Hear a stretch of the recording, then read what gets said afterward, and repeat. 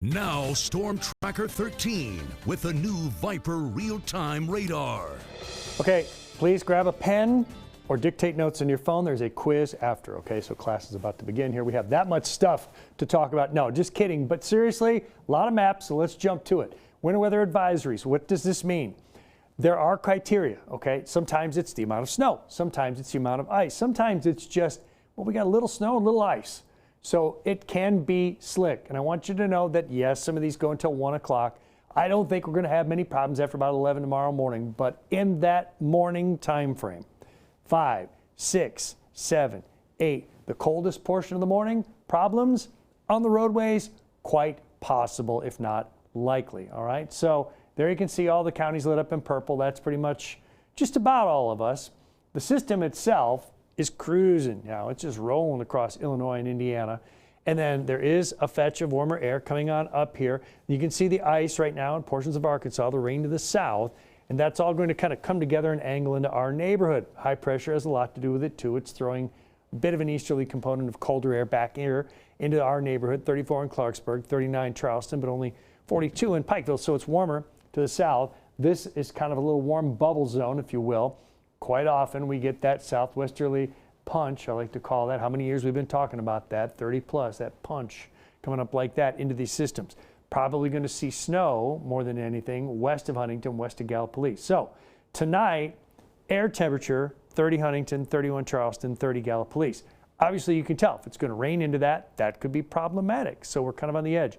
Lots of models. Let's go. Let's check them out and just watch this. Let's just take a moment, breathe them in and adjust this so we know what we're expecting. Snow by about 11 o'clock, light stuff, Chillicothe, Cincinnati. Beginning to see maybe a little wintry mix, some wet snowflakes around Huntington, just rain to the south. The spread's over, and while many people are sleeping, there's that punch.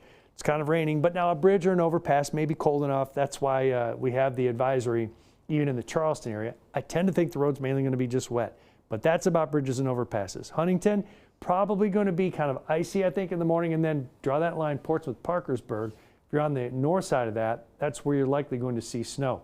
Freezing rain, ice over here east of Beckley. This goes on throughout the nighttime. Then there will be like a little kicker, we call a mesoscale band of some heavy snow, 6, 7 in the morning. Right there. I didn't mean that as the joke. Now it catches me every time I say that. 6 or 7 in the morning. Louisa, Huntington, Parkersburg, probably a pretty good stripe of snow that rolls over into the Kanawha Valley. But now, even with the cloud coverage, the sun is contributing enough warmth that's mainly melting and the salt's kicking in and so forth. By 11, a lot of that's shutting down except for the mountains. A couple little little bursts of snow in the evening, then it's dry until Thursday when a couple of flakes could drop in on us, and that is fairly inconsequential. So this is really big. Future road conditions, let's look. Green for wet, icy in the kind of pink shade, and that's full-blown ice over here in the red. That's the problem. Richwood, Beckley, mainly just wet, Charleston, Pikeville, and then this is that transition zone. If you go US 33 and north, and then the Ohio River and back here, that's where you're going to see snow and ice. Snow and ice, a good bit of that in the morning, and it's still there at 9. But by 11 now we're improving, and by 1 o'clock, even some of these spots are drying out. The refreeze will be big. Here are the road temperatures. Nobody else has this product. Let's show you what's going on. In the early morning hours, yeah, some of these roads could freeze over, these bridges, these overpasses, and so we'll watch out for that.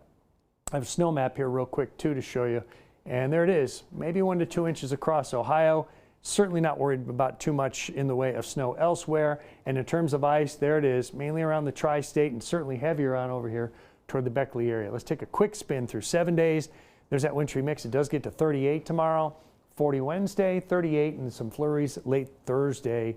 That weekend, it's a couple little clipper systems, and we're like on the edge of every one of those. So with your highs around 40 degrees right now, we're not overly concerned about all of that stuff. All right. Well,